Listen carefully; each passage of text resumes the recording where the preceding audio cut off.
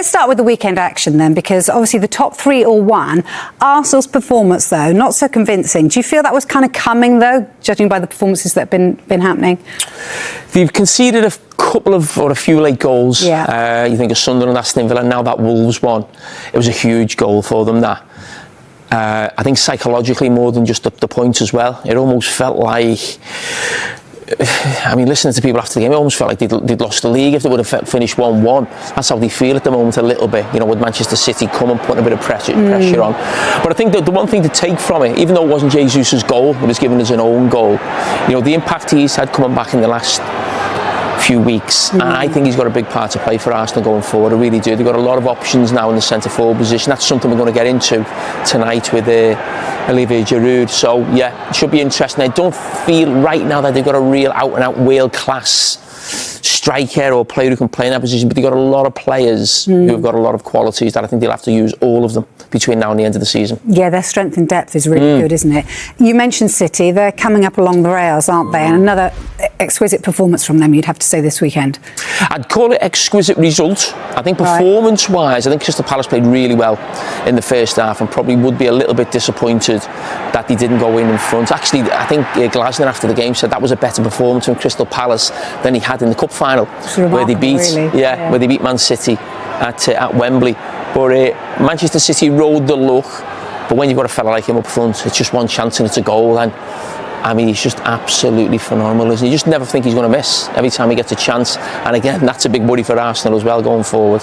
Yeah, he does make the difference, doesn't he? And then, of course, Aston Villa go on and get the win as well. Wow. Are they in the title race? They are. Yeah, they're there, you know, so you can't not talk about them as title contenders. The run they're on is fantastic. I think the run they're on now, Dave Jones said yesterday that even though Liverpool won the league last year, they'd never been on as good a run as that at any time last season. So the job that Unai Emery and those Aston Villa players are doing, considering the start of the season that they had, which was really poor, I mean, it's absolutely phenomenal. Can they keep it going?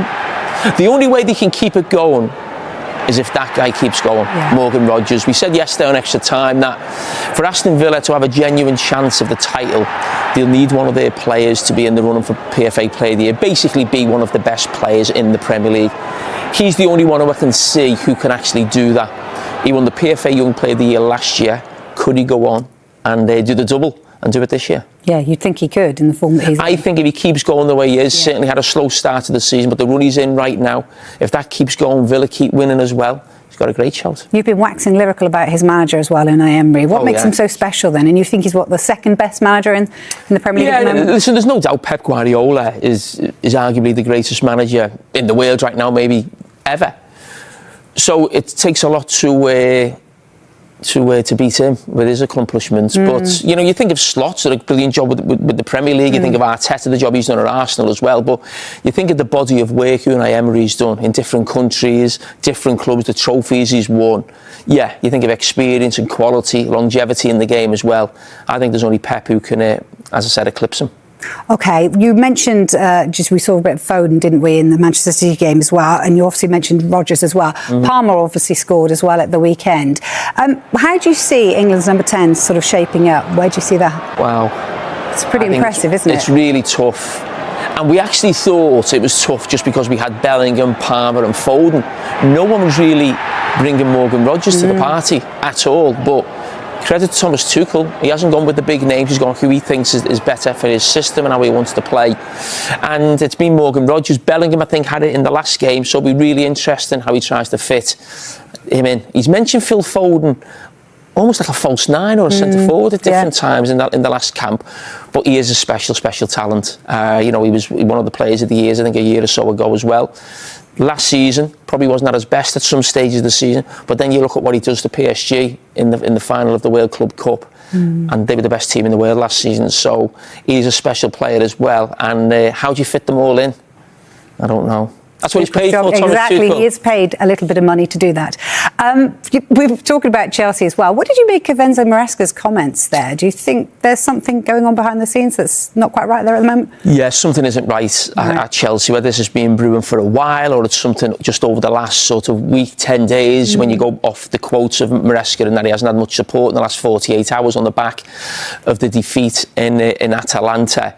So I think if you're a Chelsea fan, they're worrying quotes, because I'm a big fan of Maresca, and we'll get into this in a bit more detail tonight. And it looks like there's a little bit of a power play starting already, and that never bodes well, especially for a manager. Yeah, that's not only going to end one way, do you think? Yes, yeah, that's what it looks like. Okay. Talking of managers, and maybe they are having their own way at the moment, but it's not going all his own way. Thomas Frank, I mean, what's going on there with Spurs at the moment? What did you make of the performance? It was a lot down to Carragher, everyone's blaming. But do you think there are bigger problems for Thomas Frank to worry about other than just his goalkeeper at the moment? Yeah, there is, but listen, it was never going to be a quick fix at Tottenham. Yeah. I mean, Thomas Frank keeps mentioning it. I don't think some supporters like it, but they finished 17th last season. Now, Tottenham weren't the 17th worst or best team in the Premier League last season, but Tottenham should be competing for the Champions League places, I would say, in and around that top 6. I think they're round about mid-table right now, and they're on a really poor run. And when you look at the underlying numbers that we do on Monday Night Football a lot, they don't bode well as well in terms of scoring goals and creating chances as well. So there's a little bit of sort of scepticism, I think, about at the moment with Tottenham supporters around the manager. And I think it's too early to be talking about his job or anything like that. But no doubt, because it was Daniel Levy who brought him in and he's been moved on, it's not a different ownership, but there's different people above the manager. He will definitely need to improve in the second half of the season in terms of, performance and, of course, results. And don't forget, they're doing really well in the Champions League as well. And they've had some decent results of late. Xavi Simons looks like he's come, to the party, took a bit of time to bed in. He's looked okay the last few games. Don't forget Maddison's being out, a friend of the show. Yes. Who did really well on Monday Night Football last week. Kulusevski, a fantastic player as well. So I think Thomas Frank has got enough things or reasons he can look at why it's not as good as it should be right now, and also why it can improve in the second half of the season. Just finally on him, does he have to get the fans on board? So is it about wins? Every fan does. Is it about wins for Spurs fans, or is it about the performances? They always seem to go on about the performances. Fans will demand, and we want it all, don't we? Yeah. He's come in, listen, we highlighted this a few weeks ago on this show. He's come in with a club at Brentford where it's about being difficult to beat, being strong on set pieces, and he's fantastic at that. It's then, can he take the next step with a bigger club who expect maybe a little bit more football? They're going to be up against teams who defend deep. Can you break them down? So there's different questions being asked of him as a manager, and he's answered a few of them, maybe not all of them right now for the liking of Spurs supporters, but that will have to improve as the season goes on. There's a long way to go, and they need to sort of almost fix themselves mentally. There's a long way to go. At some stage, City might go above them by a point or two. It's not the end of the world, as I said. We're still very early in the season. But there's a nervousness around Arsenal, as you'd expect, because they haven't won the league for so long. I get that. But they're going to have to curb it between now and May. How do you see it, Olivier? Is this the season that Arsenal are going to end this long wait? Hopefully, I wish them. But usually we used to get nervous around February or March. And I remember when Leicester won the title in 2016, we collapsed a little bit in that time. So if Arsenal is able to keep the rhythm and the race with City probably until mid-March, I would say. Olivier, can I ask you, when you say how it affected you mentally at that stage, are you talking about the squad of players in the dressing room, or are you talking about actually the crowd and sort of the atmosphere and everyone getting a little bit nervous about actually losing what they had? Can you say again? Sorry. Sorry. I lost you. Are you talking about the dressing room and the players? Yeah. Or are you talking about the crowd as well and everybody around Arsenal? No. I'm talking about us, the players. And statistically, and you can see in the records, even the previous years, last year and 2 years ago, Arsenal was there until a certain period where they lost the race for the title because they were not consistent enough, at this time, February or March. It's still early to say they will win the league, but this kind of 3 points are massive. Mm-hmm. There was the talk even then about whether Arsenal had the striker who was going to score the goals to take them to the title, even when you were playing, Olivier. They've spent a lot of money on Victor Gyökeres in the hope that he's going to fill that gap for them and be the man to take them onwards to the title. He was in action against Wolves at the weekend. What have you made of him so far in an Arsenal shirt? I like his quality, his characteristic. He's strong, he can turn and finish. I think, we just need to give him a bit of time, and he's got everything a good striker require for the top level, and he need more game time and confidence, and I think Mikel Arteta gonna give him. Mikel Arteta certainly has options now, growing. 4 possibilities really, with the return of Gabriel Jesus, who we've seen in the last couple of games, and also Kai Havertz, who we think is getting closer, maybe from the start of 2026, who's only a couple of weeks away. And this is what they have contributed in the Premier League since the start of last season, these 4 different options, with their minutes per goal and assist across the bottom. And that tells us that Merino is probably the most efficient so far, and Gyökeres the least efficient. Is there one here that you think Mikel Arteta will turn to that is going to deliver the title for them this season? Mikel Arteta is a lucky manager to have these 4 players up front. Competition is good for the squad. I will say Gabriel Jesus coming back after a long injury, so we need to give him more time. Kai Havertz, more or less the same. Merino is doing a good job also up front, even if he's not a proper number 9. And I want to see as still a number 9. I want to see Gyökeres succeed in that team. I think he can improve, but he has everything. One more time, a top striker demands to the top level. Your argument, Jamie, was always that last season, when everyone said Arsenal need a number 9 to get them to the title, your argument was always it wasn't that, they needed more creativity. Can a combination of these players do the job for Mikel Arteta? Yeah, I think Gyökeres has come in, and we have to be honest, it's almost like the word on the street before he come to the Premier League was, we're not quite sure he's at the level of a really top European club, which is what Arsenal are now, one of the best teams in Europe. And I think even though it's early in his Arsenal reign, I think you can see where that sentiment was coming from. I actually think it's going to be tough for Gyökeres to be first choice Arsenal striker, especially when Gabriel Jesus gets up to speed, who I actually think is a better player than Gyökeres. I think Gyökeres would maybe score more goals over the season, but in terms of everything you'd want from a centre forward, I think Jesus is probably a better player. Moreno right now, I actually think he's probably his first choice. I know Gyökeres played at the weekend. I think that was down to the fact that he was just coming back from injury, needed a game, and it was also Wolves at home. Moreno's been fantastic, getting goals in that position, but almost like a false 9.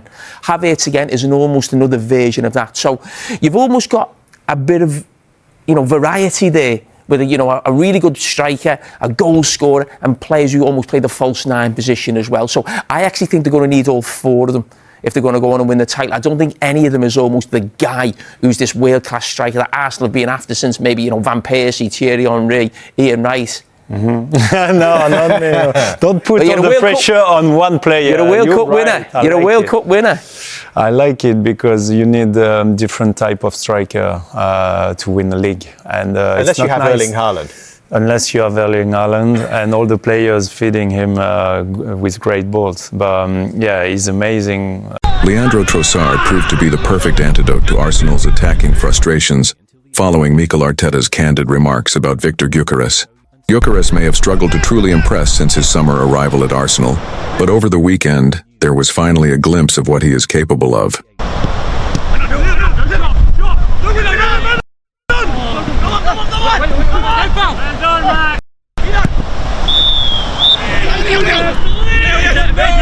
More importantly, Trossard showed exactly why he could be the key to unlocking the Swedish striker's full potential during Arsenal's hard-fought 2-1 victory over Wolves at the Emirates Stadium.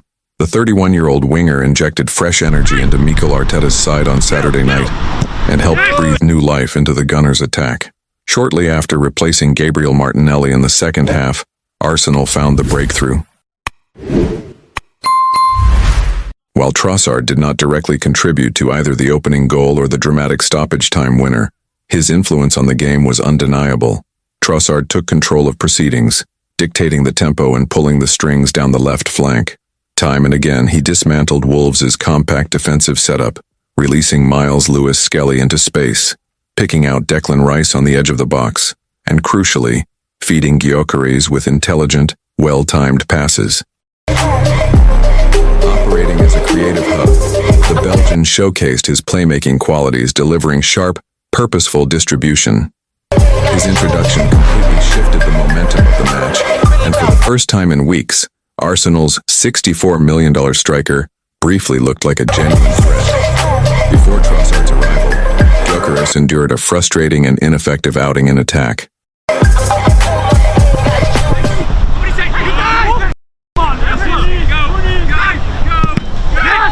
In fact, the Belgian was the only player to carve out a clear-cut opportunity for the 27-year-old forward, slipping a simple yet incisive ball in behind the Wolves' backline. Gyökeres controlled the pass, beat his defender, and aimed for the far post. Wolves goalkeeper Sam Johnstone was beaten, but the Swedish striker saw his effort agonizingly drift just wide.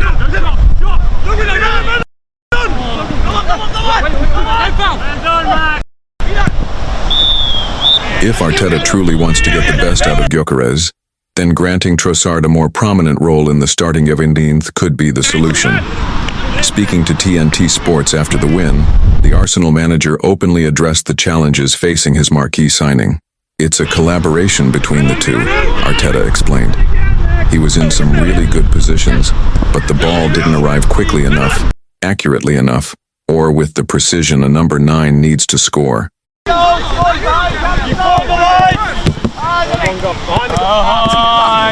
But his commitment and intention were there, and we have to keep pushing. Arteta was equally vocal in defending Gyökeres prior to the match, urging patience with the striker's adaptation to English football. "There was huge expectation because we were signing a proven goal scorer, probably with the best statistics in Europe," Arteta said. "But he's coming into a different league, the most demanding league in the world. What happens if he doesn't score in 5 or 6 games? That was the only question I asked him. How are you going to react if you don't score in 5 or 6 matches? Can you handle that? And what about the next 100 games? That's what people need to see. The sample size is still very small, so leave him alone. Let him do what he does best. Support him, and I'm convinced things will come good." That message from Arteta resonated beyond the Emirates. In the days following the Wolves' victory, the debate around Gyökeres intensified among pundits, supporters, and former players. While some questioned whether Arsenal's record signing is truly suited to the Premier League's pace and physicality, others pointed to the structural issues around him rather than the striker himself. Much of the post-match analysis focused on Arsenal's chance creation and balance in the final third. The Wolves game highlighted a recurring theme this season. Gyökeres often makes the right movements, but the service into dangerous areas has been inconsistent. When Trossard entered the match, that problem briefly disappeared. Arsenal suddenly looked more fluid, more unpredictable, and far better equipped to supply a traditional number 9.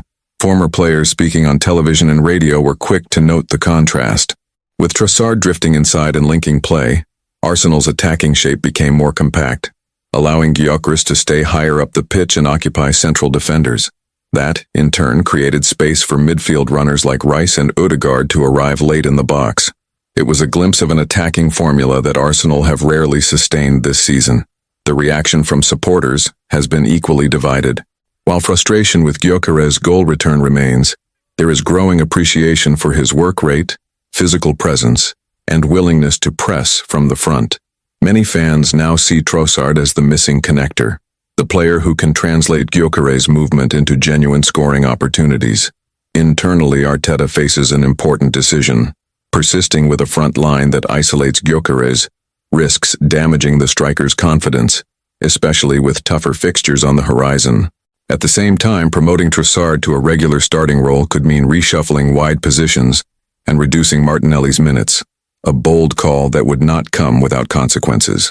Yet football at the highest level often comes down to chemistry rather than reputation. The Wolves match suggested that Arsenal's most expensive signing may not need drastic changes to his own game, but rather the right supporting cast around him. If Arteta embraces that idea, Gyökeres's slow start could soon be remembered as nothing more than a difficult adjustment period. For now, the pressure remains. Goals will ultimately define Gyökeres's Arsenal career, and patience in North London is never unlimited. But with Trossard offering clarity, creativity, and calm in possession, Arsenal may finally have found the key to unlocking their striker and turning promise into consistent production.